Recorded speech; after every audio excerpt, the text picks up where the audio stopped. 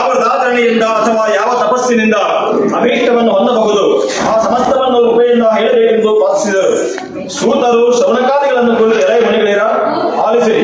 ಭಗವಂತನಾದ ಶ್ರೀಮನ್ನಾರಾಯಣನು ಪೂರ್ವದಲ್ಲಿ ದೇವರ್ಷಿಯಾದ ನಾರದರಿಗೋಸ್ಕರ ಯಾವುದನ್ನು ಹೇಳಿದನೋ ಆ ಸಮಸ್ತವನ್ನು ಹಾಗೆಯೇ ಉಳಿಯುವರು. ಸಾವಧಾನಚಿತ್ತರಾಗಿ ಕೇಳಿರಿ. ಲೋಕಾನುಗ್ರಹ ಮಾಡಬೇಕೆಂಬ ಬಯಕೆಯಿಂದ ನಾರದರು ಸಮಸ್ತ ಲೋಕಗಳನ್ನು ಸುತ್ತಾ ಭೂಲೋಕಕ್ಕೆ ಬಂದರು.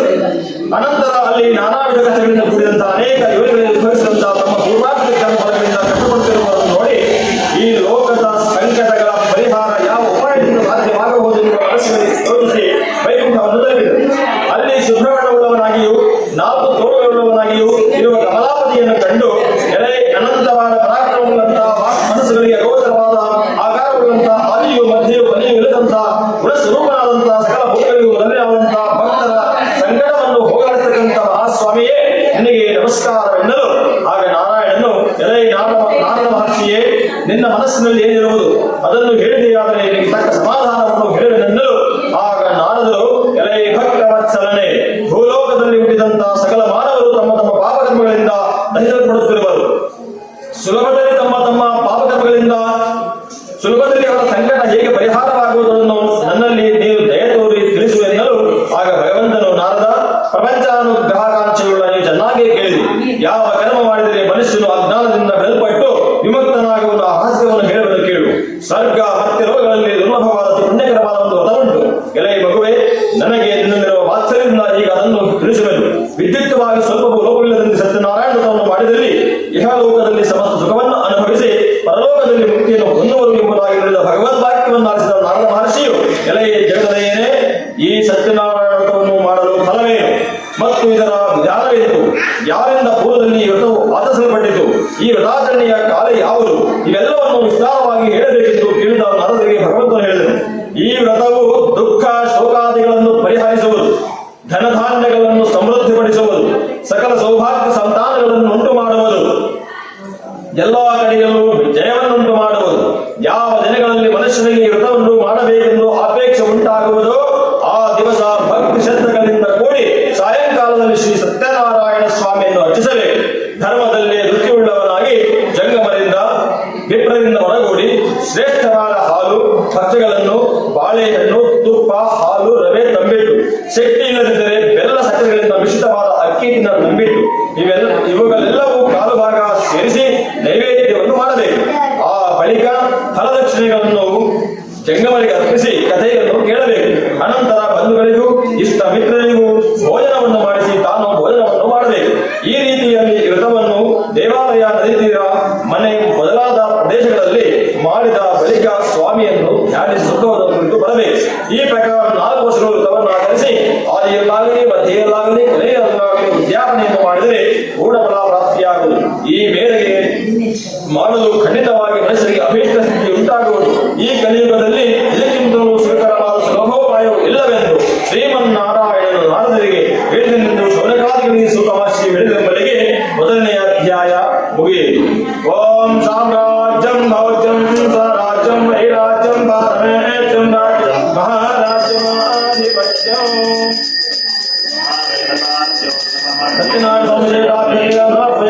ಸತ್ಯನಾರಾಯಣ ಕಥಾಶ್ರವಣೇನ ಶ್ರೀ ಸತ್ಯನಾರಾಯಣ ಸ್ವಾಮಿ ಪ್ರಿಯತಾ.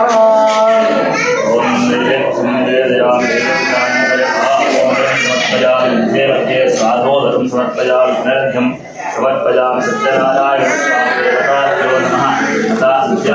ಶ್ರವಣ ಪೂಜಾರಾಧನಂತೆ ಕರಿಷ್ಯೆ.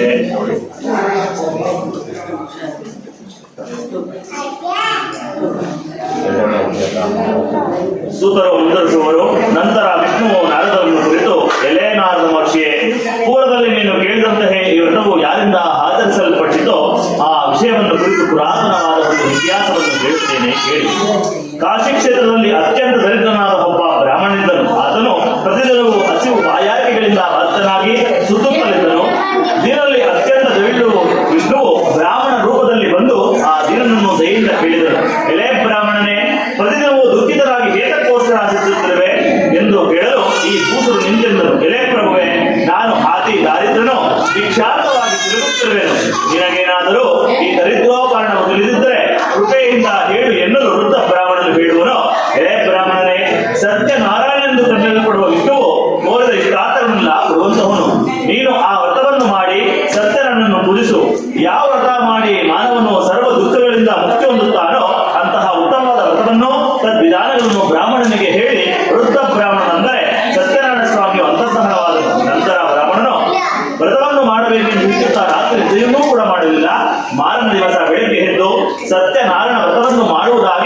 ಸಂಕಲ್ಪವನ್ನು ಮಾಡಿ ಭಿಕ್ಷೆಗೆ ಹೋದನು.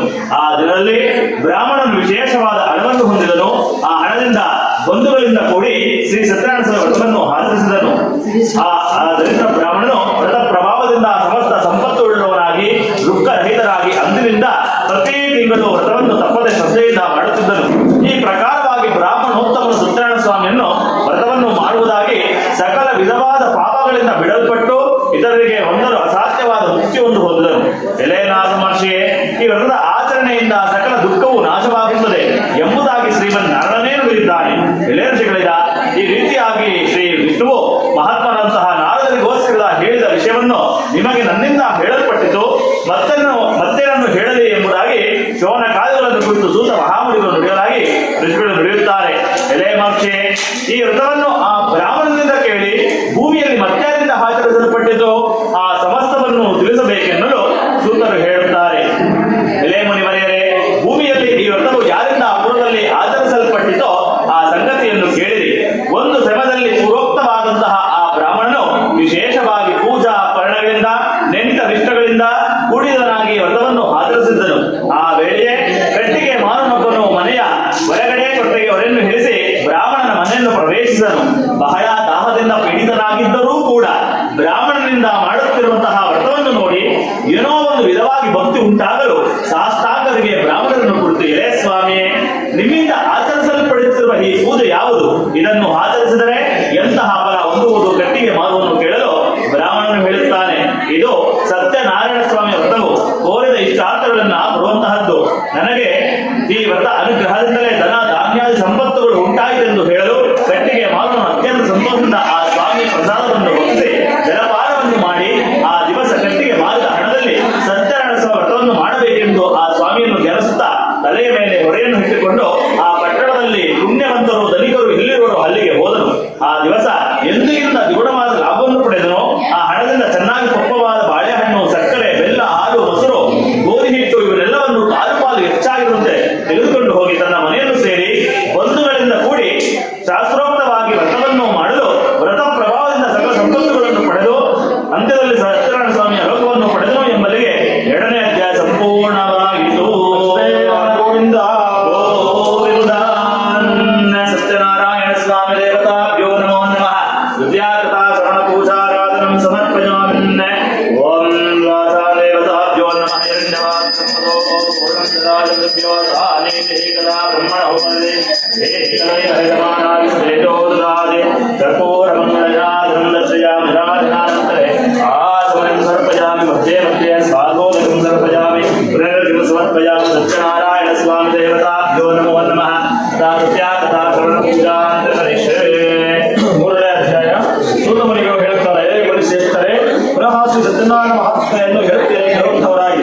ಪೂರ್ವದಲ್ಲಿ ಉಲ್ಕಮಗನೆಂಬ ಅರಳಿದ್ದರು. ಜಿತೇಂದ್ರಿಯನಾಗಿ, ಸತ್ಯವಾಸಿಯಾಗಿ, ಒಳ್ಳೆಯ ಬುದ್ಧಿಶಾಲಿಯಾಗಿಯೂ ಇದ್ದ ಆತನು ಒಂದು ದಿವಸವು ದೇವಾಲಯಕ್ಕೆ ಹೋಗಿ ದೇವತಾರಾಧನೆ ಮಾಡಿ ಬ್ರಾಹ್ಮಣರಿಗೆ ಜಪವನ್ನು ಕೊಟ್ಟು ಸಂತೋಷಪಡಿಸುತ್ತಿದ್ದರು. ಒಂದು ಸಮಯದಲ್ಲಿ ಆತನ ಪತ್ನಿ ಭದ್ರಶೀಲಿಯು ಪ್ರತ್ಯೇಕವಾದಿ ನದಿತೀರದಲ್ಲಿ ಸತ್ಯನಾರಾಯಣ ವ್ರತವನ್ನು ಮಾಡಿದರು. ಆ ಸಮಯದಲ್ಲಿ ಅಲ್ಲಿಗೆ ಒಬ್ಬ ವರ್ತಕನು ವ್ಯಾಪಾರಕ್ಕೋಸ್ಕರ ಬಹು ದೈವಯುಕ್ತನಾಗಿ ಬಂದು ನಾವೇ ಎಂದು ದರೆಯಲ್ಲಿ ಬಿಟ್ಟು ರಾಜ ದರ್ಶನಾರ್ಥಿಯಾಗಿ ಬಂದು ವ್ರತವನ್ನು ಮಾಡುತ್ತಿರುವ ರಾಜನನ್ನು ಕಂಡು ವಿನಯದಿಂದ ಕೈ ಮುಗಿದು, ಎಲೆ ರಾಜನೇ, ಭಕ್ತಿಯುಕ್ತನಾಗಿ ಮನಶುದ್ಧಿಯಿಂದ ನೀನು ಮಾಡುತ್ತಿರುವುದು ಏನು? ಆ ಸಮಸ್ತವನ್ನು ದಯೆಯಿಂದ ನನಗೆ ಹೇಳಬೇಕೆಂದನು. ರಾಜನು, ಎಲೆ ವ್ಯಾಪಾರಿಯೇ, ಬಂಧುಗಳೆಂದು ಹೊರಗೂಡಿ ಪುತ್ರಾಸಕ್ತನಾದ ನಾನು ಸಕಲ ಇಷ್ಟಾರ್ಥಗಳನ್ನು ಕೊಡುವ ಶ್ರೀ ಸತ್ಯನಾರಾಯಣ ಸ್ವಾಮಿಯ ಪೂಜೆಯನ್ನು ಮಾಡುತ್ತಿರುವೆಂದನು. ರಾಜನು, ನನಗೂ ಸಂತಾನವಿಲ್ಲದ ಕಾರಣ ಈ ರಥ ಪ್ರಭಾವದಿಂದ ನಿಶ್ಚಯವಾಗಿ ಸಂತಾನ ಉಂಟಾಗುವುದೆಂದು ನಂಬಿದ್ದೇನೆಯಾಗಿ ಈ ರಥ ವಿಧಾನವನ್ನು ತಿಳಿಸಬೇಕೆಂದು ಕೋರಿ ರಾಜನಿಂದ ವಿಧಾನವನ್ನು ತಿಳಿದುಕೊಂಡು ವ್ಯಾಪಾರದಿಂದ ಹಿಂತಿರುಗಿ ಬಹು ಸಂತೋಷದಿಂದ ಮನೆಯನ್ನು ಸೇರಿ ಸಂತಾನಪರವಾದ ಈ ರಥ ಮಹಾತ್ಮೆ ಎಲ್ಲವನ್ನೂ ಸತಿಗೆ ಹೇಳಿ, ನಮಗೆ ಸಂತಾನ ಪ್ರಾಪ್ತಿಯಾದರೆ ಆದ್ಯ ಶ್ರೀ ಸತ್ಯನಾರಾಯಣವನ್ನು ಮಾಡುವೆನೆಂದು ಹರಿಸಿಕೊಂಡನು. ಹೀಗಿರಲು ಒಂದು ದಿನ ಋತುಸ್ನಾತಳಾಗಿ ಲೀಲಾವತಿಯು ಪದವಿಯೊಡನೆ ಸಂತೋಷಗೊಂಡಿರಲು ಸತ್ಯನಾರಾಯಣ ಸ್ವಾಮಿ ಪ್ರಭಾವದಿಂದ ಆ ದಿನದಿಂದಲೇ ಗರ್ಭವನ್ನು ಧರಿಸಿ 10ನೇ ತಿಂಗಳಲ್ಲಿ ಪುತ್ರಿಕಾರತ್ನವನ್ನು ಪಡೆದಳು. ಶುಕ್ಲ ಪಕ್ಷದ ಚಂದ್ರೋಪಾದಿಯಲ್ಲಿ ಆ ಕನ್ಯಾವನ್ನು ಪಡೆಯುತ್ತಾ ಗಲಾವತಿಯನ್ನು ನಾಮಕರಣ ಮಾಡಲ್ಪಟ್ಟಳು. ಆಗ ಲೀಲಾವತಿ ತನ್ನ ಪತಿಯನ್ನು ಕುರಿತು, ಎಳೆ ಸ್ವಾಮಿಯೇ, ಪೂರ್ವದಲ್ಲಿ ಸಂಕಲ್ಪಿಸಿದ ವ್ರತವನ್ನು ಇನ್ನೂ ಏತಕ್ಕಾಗಿ ಮಾಡಲಿಲ್ಲ ಎಂದಾಗಿ ವರ್ತಕನು ಮಗಳ ವಿವಾಹ ಕಾಲದಲ್ಲಿ ಮಾಡುವನೆಂದು ಸತಿಯನ್ನು ಸಮಾಧಾನಪಡಿಸಿ ವ್ಯಾಪಾರಕ್ಕಾಗಿ ಹೊರಟು ಹೋದನು. ಕಲಾವತಿ ವಿವಾಹ ವಯಸ್ಕವಾಗಿ ಮಗಳನ್ನು ನೋಡಿ ತನ್ನ ಆಪ್ತರೊಡನೆ ಆಲೋಚಿಸಿ ಅವರ ಧರ್ಮ ಪದ್ಧತಿಯಂತೆ ಚಾರರನ್ನು ಕರೆದು ಜಾಗೃತಿಯಾಗಿ ಮಗಳ ವಿವಾಹಕ್ಕಾಗಿ ನಿರೂಪನಾದ ವರನನ್ನು ಹುಡುಕಿಕೊಂಡು ಬರುವಂತೆ ಕಳುಹಿಸಿದರು. ಆಜ್ಞಾಪಿಸಲ್ಪಟ್ಟಾಚಾರ್ಯರು ಹೊರಟು ಕಾಂತನೆಂಬ ಪಟ್ಟಣದ ಒಬ್ಬ ವರ್ತಕನ ಕುಮಾರನನ್ನು ಕರೆತಂದರು. ಗುಣಾಢ್ಯನಾಗಿಯೂ ಸುಂದರನಾಗಿಯೂ ಬಾಲನಾಗಿಯೂ ಇರುವ ಆ ವರ್ತಕನ ಕುಮಾರನಾದ ವರನನ್ನು ನೋಡಿ ಆನಂದ ಚಿತ್ತನಾಗಿ ವರನಿಗೆ ತಮ್ಮ ಮಗನನ್ನು ಧಾರೆ ಎರೆದುಕೊಂಡರು. ಧನ ಮದದಿಂದ ಕೂಡಿದ ವರ್ತಕನ ವಿವಾಹ ಕಾಲದಲ್ಲಿ ವ್ರತವನ್ನು ಆಚರಿಸಲಿಲ್ಲ. ಇದರಿಂದ ಸ್ವಾಮಿಗೆ ಅವನಿಗೆ ಒದಗುತ್ತಾಗಿ ಆ ಬಳಿಕ ವ್ಯಾಪಾರದಲ್ಲಿ ಬುದ್ಧಿಶಾಲಿಯಾದ ಆ ವರ್ತಕನು ಕಾಲವಶದಿಂದಲೂ ಸ್ವಕರ್ಮವಶದಿಂದಲೂ ಪ್ರೇರೇಪಿಸಲ್ಪಟ್ಟು ಅಳಿಯನನ್ನು ಹೊರಗೂಡಿ ವ್ಯಾಪಾರಕ್ಕಾಗಿ ಜಾಗೃತೆಯಿಂದ ಹೊರಟು ಸಮುದ್ರದಲ್ಲಿ ಮನೋಹರವಾದ ರತ್ನಸಾರ ಎಂಬ ಪಟ್ಟಣದ ಬಳಿ ಶ್ರೀಮಂತನಾದ ಅಳಿಯನೊಡನೆ ವ್ಯಾಪಾರ ಮಾಡುತ್ತಿದ್ದರು. ಒಂದು ದಿನ ರಮಣೀಯವಾದ ಪಟ್ಟಣದ ಒಡೆಯನಾದ ಚಂದ್ರಕೇತು ಎಂಬ ರಾಜೇಂದ್ರ ಗೃಹವನ್ನು ಕುರಿತು ಇವರಿಬ್ಬರು ಹೋಗುತ್ತಿರಲು ಆ ಕಾಲದಲ್ಲಿ ಮಾಡಿದ ಪ್ರತಿಜ್ಞೆಯನ್ನು ಮರೆತ ಆ ವರ್ತಕನನ್ನು ನೋಡಿ ಸತ್ಯನಾರಾಯಣ ಸ್ವಾಮಿಯು ಎಲೆ ನಿನಗೆ ಸಹಿಸಲು ಅಶಕ್ಯವಾದ ಬಹುದುಃಖ ಉಂಟಾಗಲಿ ಎಂದು ಶಾಪವನ್ನಿತ್ತರು. ಅದೇ ಸಮಯದಲ್ಲಿ ಕಳ್ಳರು ರಾಜದುರ್ಗವನ್ನು ಅಪಹರಿಸಿ ಆ ವರ್ತಕರಿರುವ ಪ್ರದೇಶಗಳಿಗೆ ಬರುತ್ತಿದ್ದರು. ಅಷ್ಟರಲ್ಲಿಯೇ ರಾಜಭಟರು ಕಳ್ಳರನ್ನು ಹುಡುಕುತ್ತಾ ಬರುತ್ತಿರುವುದನ್ನು ಈ ಚೋರರು ಕಂಡು ಅಲ್ಲಿಯೇ ದ್ರವ್ಯವನ್ನು ಬಿಟ್ಟು ಕಣ್ಣಿಗೆ ಕಾಣದೆ ಓಡಿ ಹೋದರು. ಆಗ ರಾಜಭಟರು ಈ ವರ್ತಕರ ಬಳಿಗೆ ಬಂದು ಅಲ್ಲಿ ರಾಜಧನ ಇರುವುದನ್ನು ಕಂಡು ಇವರೇ ಚೋರರೆಂದು ಅವರೀವರನ್ನು ಹಗ್ಗದಿಂದ ಕಟ್ಟಿ ಕಳ್ಳರು ಸಿಕ್ಕಿದರೆಂಬ ಸಂತೋಷದಿಂದ ಎಳೆಯುತ್ತಾ ರಾಜ ಸಮೀಪಕ್ಕೆ ಕರೆತಂದು, ಪ್ರಭುವೇ, ದ್ರವ್ಯ ಸಮೇತರಾದ ಇಬ್ಬರು ಕಳ್ಳರನ್ನು ಬಂಧಿಸಿರುತ್ತೇವೆ, ವಿಚಾರಿಸಿ ಶಿಕ್ಷೆಯನ್ನು ಅಪ್ಪಣೆ ಕೊಡಿಸಬೇಕೆಂಬುದಾಗಿ ಹೇಳಲು ಬಳಿಕ ವರ್ತಕರಿಬ್ಬರು ವಿಚಾರಣೆ ಇಲ್ಲದೇನೆ ರಾಜಾಜ್ಞೆಯಿಂದ ಹಗ್ಗಗಳಿಂದ ಕಟ್ಟಲ್ಪಟ್ಟು ಕಾರಾಗೃಹದಲ್ಲಿ ಇರಿಸಲ್ಪಟ್ಟರು. ಶ್ರೀ ಸತ್ಯನಾರಾಯಣ ಸ್ವಾಮಿ ಮಹಿಮೆಯಿಂದ ಇವರಾಡುವ ಮಾತುಗಳು ಯಾರಿಗೂ ಕೇಳಿಸುತ್ತಿರಲಿಲ್ಲ. ಚಂದ್ರಕೇತು ಎಂಬ ರಾಜನಿಂದ ಇವರಲ್ಲಿದ್ದ ಸಂಪತ್ತು ಬೇಸಲ್ಪಟ್ಟಿತು. ಇದಲ್ಲದೆ ಸ್ವಾಮಿಯ ಶಾಪದಿಂದ ಅವರ ಮನೆಗಳಲ್ಲಿ ಹೆಂಗಸರಿಗೆ ಬಹು ವ್ಯಸನ ಉಂಟಾಯಿತು. ಮನೆಯಲ್ಲಿದ್ದ ದ್ರವ್ಯವೆಲ್ಲವೂ ಕಳ್ಳರಿಂದ ಅಪಹರಿಸಲ್ಪಟ್ಟಿತು. ಆದಿ ಗಾದಿಗಳಿಂದಲೂ ಹಸಿವು ಬಾಯಾರಿಕೆಗಳಿಂದಲೂ ಅನ್ನಾಕಾಂಕ್ಷಿಗಳಾಗಿ ವರ್ತಕರ ಭಾರ್ಯೆಯರು ಆಹಾರಕ್ಕಾಗಿ ಮನೆಗಳನ್ನು ಸುತ್ತುತ್ತಿದ್ದರು. ಒಂದು ದಿನ ಕಲಾವತಿಯು ಹಮ್ಮಿನ ಬಾಧೆಯಿಂದ ಒಬ್ಬ ಬ್ರಾಹ್ಮಣನಿಗೆ ಹೋಗಲು ಅಲ್ಲಿ ಶ್ರೀ ಸತ್ಯನಾರಾಯಣ ವ್ರತವನ್ನು ಮಾಡುತ್ತಿದ್ದ ಅವರನ್ನು ಕಂಡು ಪೂಜೆಯಾಗುವವರೆಗೂ ಅಲ್ಲಿಯೇ ಇದ್ದು ಸ್ವಾಮಿಗೆ ಹರಿದುಕೊಂಡು ಪ್ರಸಾದವನ್ನು ಭಕ್ತಿಸಿ ರಾತ್ರಿಯನ್ನು ಕಳೆದು ತನ್ನ ಮನೆಯನ್ನು ಸೇರಿದಳು. ತಾಯಿಯು ಕಲಾವತಿಯನ್ನು ಕಂಡು ಅತಿ ಪ್ರೀತಿಯಿಂದ, ಮಗಳೇ, ರಾತ್ರಿ ಎಲ್ಲಿದ್ದೆ, ಎಲ್ಲಿಗೆ ಹೋಗಿದ್ದೆ, ನಿನ್ನ ಮನಸ್ಸಿನಲ್ಲಿರುವುದನ್ನು ಹೇಳು ಎನ್ನಲು ಕಲಾವತಿ, ಅಮ್ಮ, ಒಬ್ಬ ಬ್ರಾಹ್ಮಣ ಮನೆಯಲ್ಲಿ ಇಷ್ಟಾರ್ಥವನ್ನುಂಟು ಮಾಡುವ ಸತ್ಯನಾರಾಯಣ ವ್ರತವನ್ನು ಮಾಡುತ್ತಿದ್ದರು, ಅದನ್ನು ನೋಡುತ್ತಿದ್ದರೆಂದು ಹೇಳಿದ ಮಗಳ ಮಾತನ್ನು ಕೇಳಿ ಆ ವ್ರತವನ್ನು ಮಾಡಲು ತಾನೂ ಯತ್ನಿಸಿ ಬಹು ಸಂತೋಷದಲ್ಲಿ ಬಂಧುಗಳನ್ನು ಹೊರಗೂಡಿ ಸತ್ಯನಾರಾಯಣ ವ್ರತವನ್ನು ಮಾಡಿ, ಇಲೈ ಸ್ವಾಮಿ, ನನ್ನ ಪತಿ ಅಪರಾಧವನ್ನು ಕ್ಷಮಿಸಿ ಅವರು ಅಳಿಯನು ಜಾಗೃತಿಯಾಗಿ ಕ್ಷೇಮವಾಗಿ ಹಿಂತಿರುಗಿ ಬರುವಂತೆ ಅನುಗ್ರಹಿಸಬೇಕೆಂದು ಬೇಡಿಕೊಳ್ಳಲು ಸಂತುಷ್ಟನಾದ ಸತ್ಯನಾರಾಯಣ ಸ್ವಾಮಿಯು ಚಂದ್ರಕೇತು ಎಂಬ ರಾಜನಿಗೆ ಸ್ವಪ್ನದಲ್ಲಿ ಕಾಣಿಸಿಕೊಂಡ, ಎಲೈ ರಾಜನೇ, ನಾಳೆ ಪ್ರಾತಃ ಕಾಲದಲ್ಲಿ ನೀನು ಬಂಧನದಲ್ಲಿರುವ ವರ್ತಕರು ನಿನ್ನಿಂದ ಗ್ರಹಿಸಲ್ಪಟ್ಟಿರುವ ಅವರ ದ್ರವ್ಯದೊಡನೆ ಬಿಡಲ್ಪಡಲಿ, ಇಲ್ಲದಿದ್ದರೆ ರಾಜ್ಯ ಧನ ಸಮೇತನಾದ ನಿನ್ನನ್ನು ನಾಶ ಮಾಡುತ್ತೇನೆಂದು ಹೇಳಿ ಅಂತರ್ಧಾನವನ್ನು ಹೊಂದಿದರು.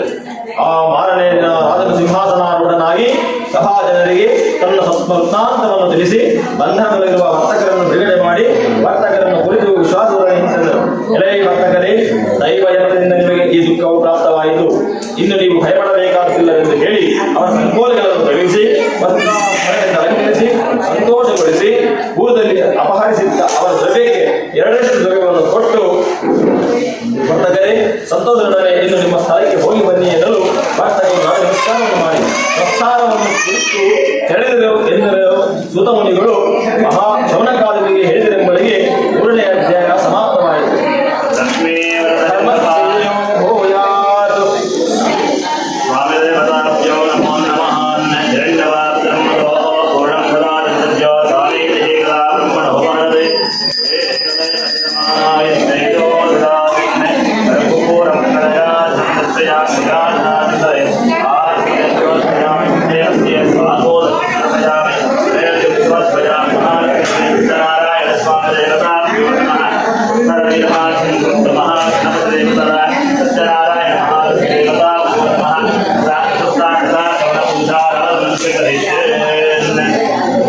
ಸತ್ಯನಾರಾಯಣ ಸ್ವಾಮಿಯ 4ನೇ ಅಧ್ಯಾಯ.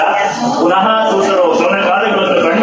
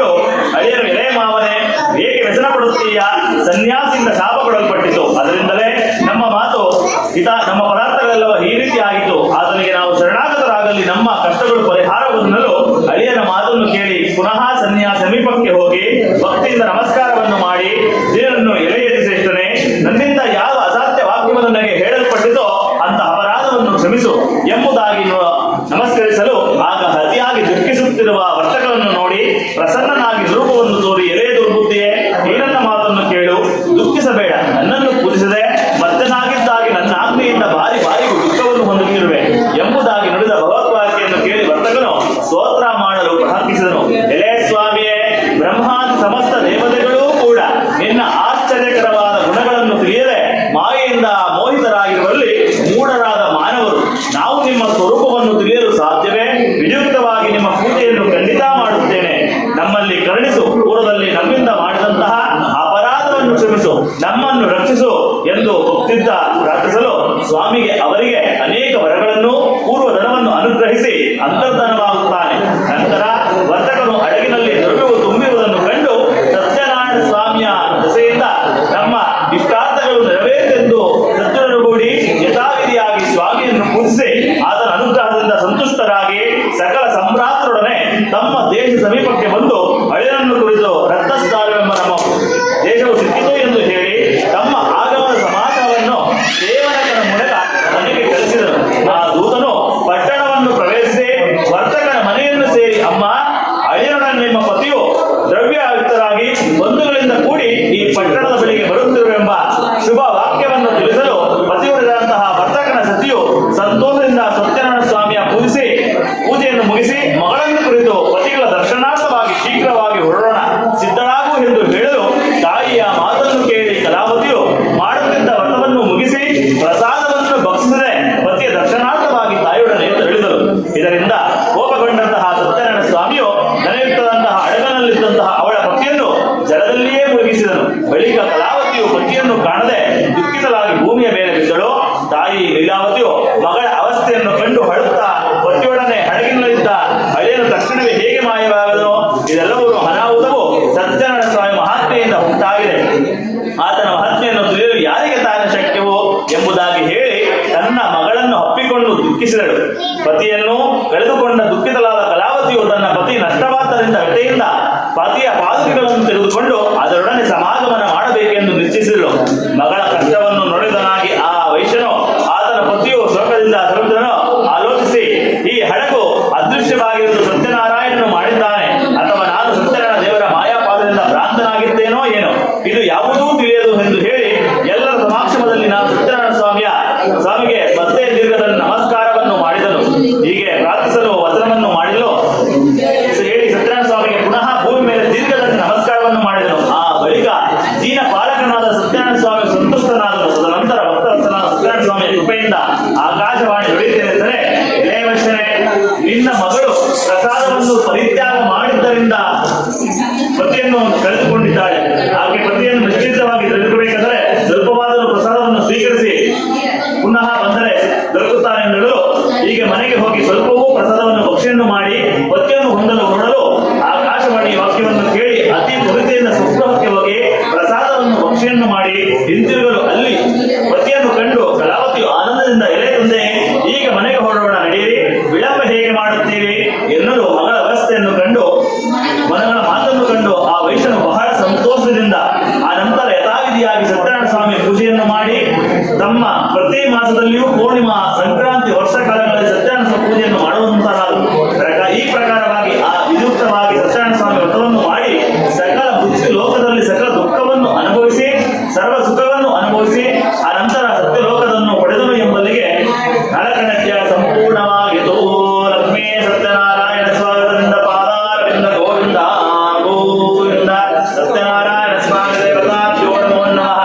ಚತುರ್ಥಾ ಕಥಾ ಶ್ರವಣ ಪೂಜಾಂ ಸಮರ್ಪಯಾಮನ್ನೇ. ಓಂ ಬ್ರಹ್ಮದೋ ಓಂ ದದಾಮಿ ಗುರುಭ್ಯೋ ಸಾನಿಧಿ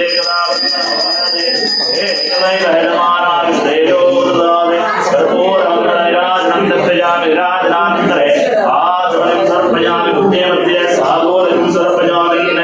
ಓಂ ನೈವೇದ್ಯಂ ಚಕ್ರಸೋಪೇತಂ ನಾನಾವೃತ್ತಿರತ್ವೋಪೇತಂ ನೈವೇದ್ಯಂ ಪ್ರತಿದೀಯತಾಂ ನೈವೇದ್ಯಂ ನಿವೇದಯಾಮಿ. ನೈವೇದ್ಯಾನಂತರೆ ಆಚರಣೆ ಸಮರ್ಪಯಾಮಿ. ಬುದ್ಧೇ ಮಧ್ಯೆ ಸಾಗೋದಂ ಸಮರ್ಪಯಾಮಿ. ಲಕ್ಷ್ಮೀ ಸತ್ಯನಾರಾಯಣ ಸ್ವಾಮಿ ದೇವತಾಭ್ಯೋ ನಮಃ.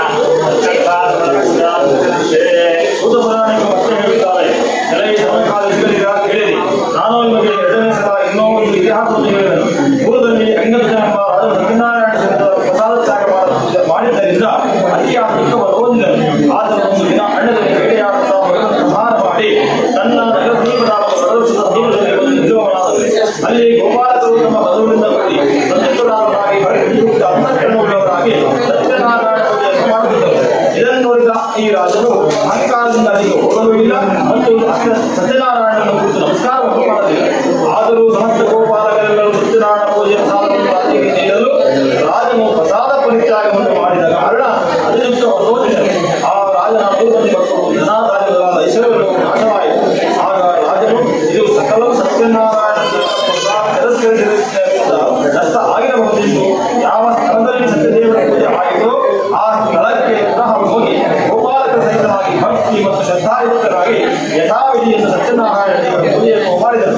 ಅನಂತರ ಆ ರಾಜ ಸತ್ಯನಾರಾಯಣ ದೇವರ ಕೃಪಾಸನದಿಂದ ಧನ ಧಾನ್ಯ ಪುತ್ರಾದಿ ಐಶ್ವರ್ಯವನ್ನು ಪುನಃ ನಿಜವನಾಗಿ ಇಹಲೋಕದ ಸುಖವನ್ನು ಅನುಭವಿಸಿ ಅಂತ್ಯಕಾಲದಲ್ಲಿ ಸಾಕ್ಷಾತ್ ವೈಕುಂಠಲೋಕವನ್ನು ಹೊಂದಿದರು.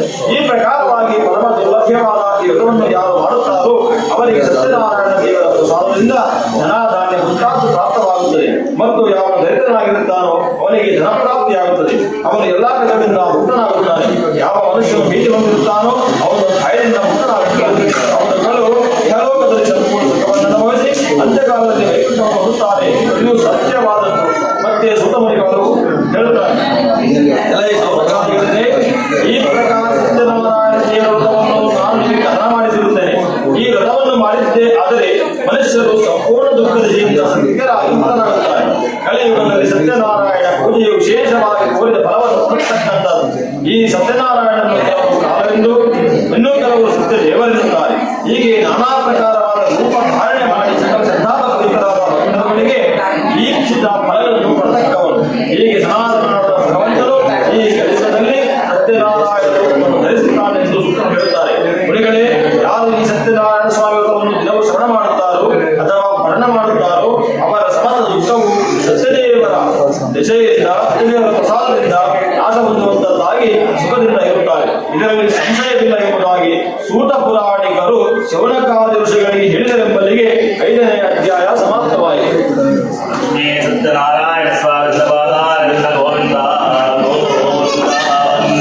ಓಂ ಪ್ರಕಾಶ ಮಹಾದೇವ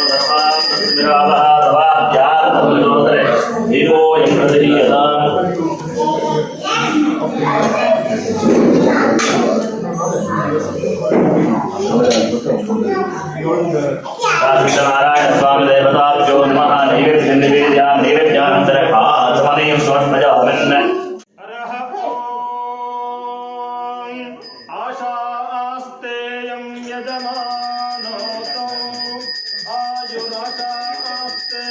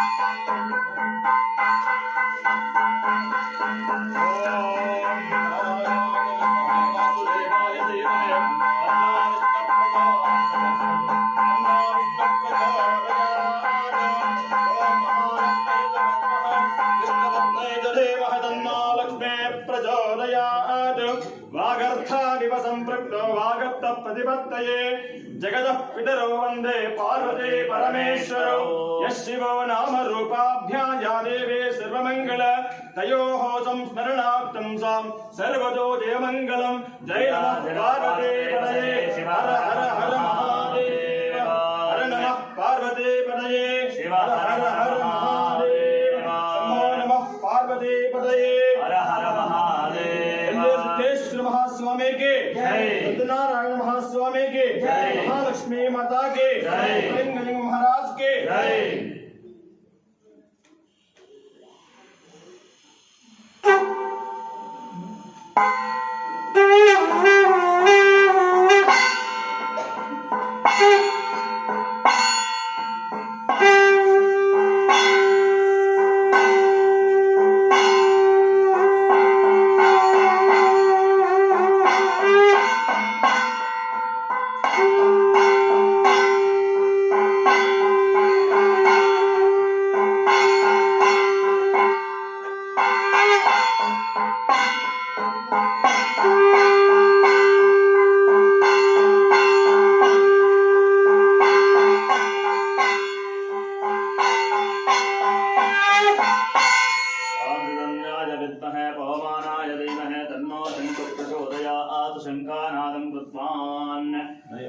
भगवान सर्वात्मक श्री लक्ष्मी महास्वामी पार्वती परमेश्वरी भाग्यो नमः प्रसन्न अक्षतोदकं विशिष्यान् करचरणकुटं वा पायसं कर्मजं वा वनयं वा मानसं वा वरानं विहितं वा सर्वमेतन्नमस्काय जगन्नाथे श्री महादेव शम्भो महादेव शम्भो।